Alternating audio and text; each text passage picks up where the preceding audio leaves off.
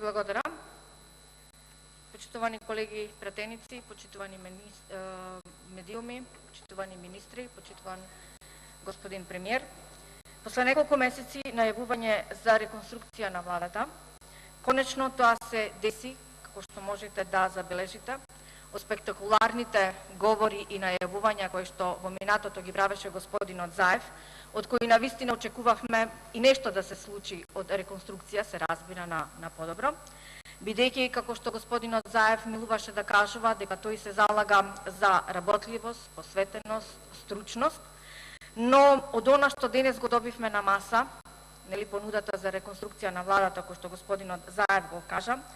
тоа е исто како она народната, а господинот Заев милува да кажува српски народни поговорки, тресла се гора, родио се миш. Ова најмалку е реконструкција, ова е еден договор, политички, дополнителен политички договор, кој што вие, господина Заев, го направивте со дел од албанските политички партии, кој што за жал целосно го разочара своето гласачко тело, тепајки се да бидат дел од владата, кажувајќи едно пред избори, а правејќи друго после избори, за да ги задоволат своите апетити. Колку да ја посетам јавноста, а и вас, почитуван господине премиер, за вашата најавувана реконструкција, вие истакнавте дека за мене е сосема логично некој кој што не може да испорача резултати да биде разрешен или сам да се повлече. Може би тие луѓе се покорисни на некои други позиции. Но за жал, впрочем, како и секогаш така, и овој пат Зоран Заев си го погазува своите искажани зборови или попросто кажано се демантира сами од себе си, бидејќи согласно горе изнесеното не гледам ама баш ништо од промената на оние кои и ништо не направиле. А Заев потенцираше дека тие ќе треба да си заминат од местата кои што ги узурпирале и ништо не направиле за период од 1 година, освен се разбира благодетите и бенефитите кои ги уживаа од нивните функции. Исто така, почитувани колеги, е многу интересно за размислување и за дискусија тајмингот кој што господинот Зоран Заев го избра за да се дискутира за ова што го нарекува реконструкција на влада и треба тоа да се анализира што се сакаше да се постигне со токму избирањето на овој ден да има реконструкција на дебата за реконструкција на владата.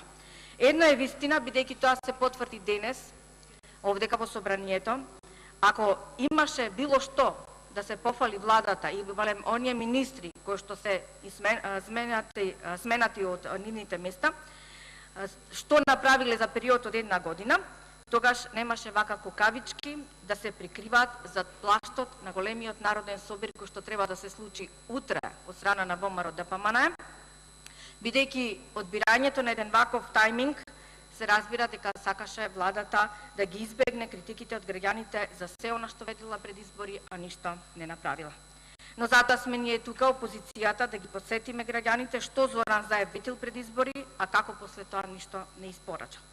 И кога ве гледав пред некој ден наредени пред споменикот на ослободителите, кој секако и тоа има една одредена символика, зошто сте го избрале токму тоа место, за да го кажете вашето лажно сведочење пред македонската јавност, тоа е секако заради грижата на совест која што верувам дека секој од оние кои што беа таму наместени ги подкопува и јаде од внатре, ако и барем имаат нешто во нивните срца, да бие за доброто на својата земја, сметајќи дека граѓаните ќе им простат за сите неконструктивни, стратешки, грешки и погромни чекори и политики кои што во овие 365 дена ги направивте.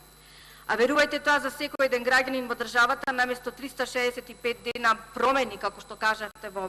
изјавата, тоа значат само 365 дена метри, 365 метра подлабока закопана држава. Нашата држава да ја снема, ако е возможно, да се избрише од картата на светот, тоа значи 365 пати повеќе загорчување на животот на граѓаните. Искрено смешна беше изјавата да не знае човек дали да плаче или да се смее, бидејќи ситуацијата е искрено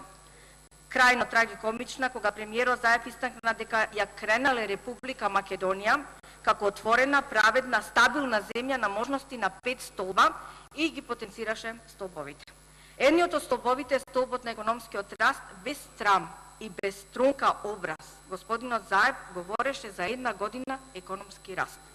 Ако си верувате на зборовите кои ги изрековте околу реконструкцијата на владата, тогаш очекував барем да направите промена во Министерството за финансии со оглед на катастрофалната економска политика која води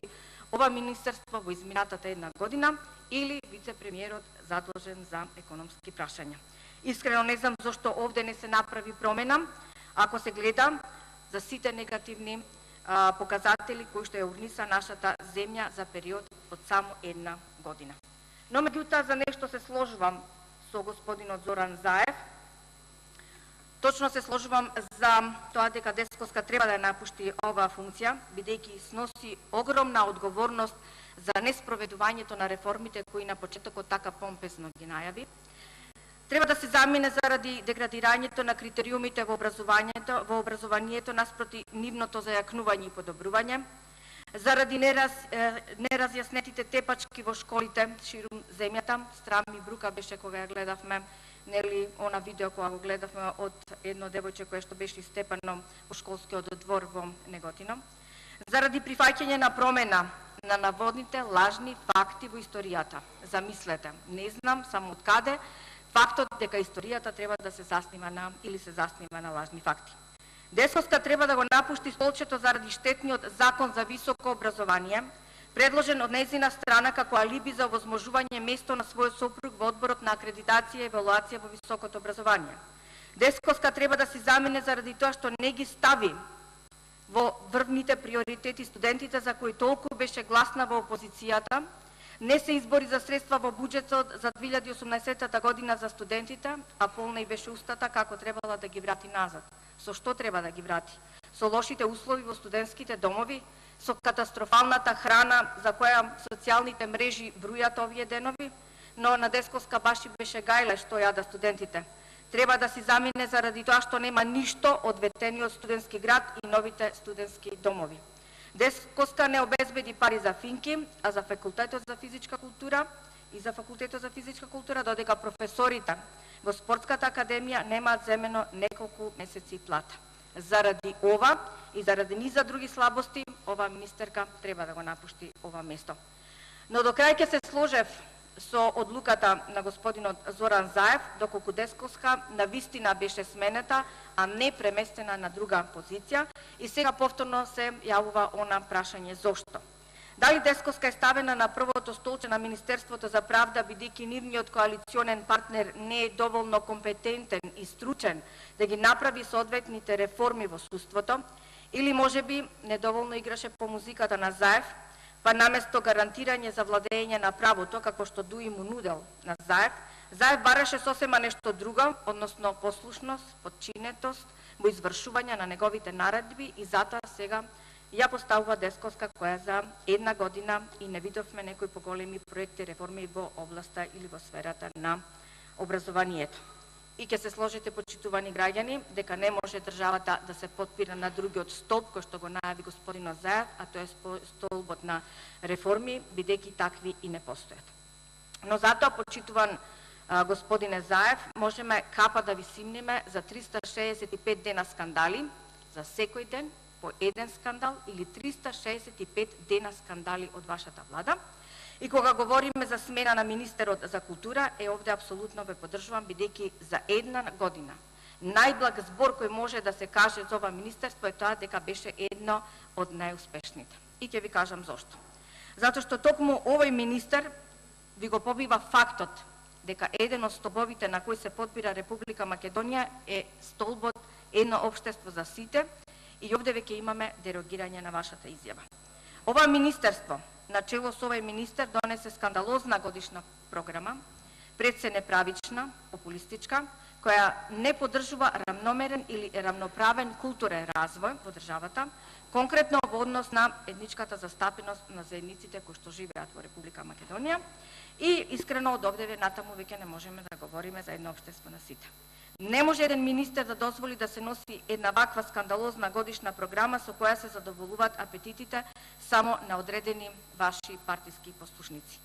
Овој министер треба да се замине од министерското место заради неговата нетранспарентност, заради тоа што ништо не направи за зачувување, заштита и унапредување на културното наследство во нашата држава, но затоа пак успеа на најтранспарентен начин да распредели средства за проекти врз основа на еден единствен критериум, а тоа секако се политичките послушници. Има и што многу да се говори понатаму, но верувам дека во иднина која се прави реконструкција на влада, барем ќе смогнат оние кои што на некој начин се менуваат да дојдат и да кажат што сработиле. Ви благодарам.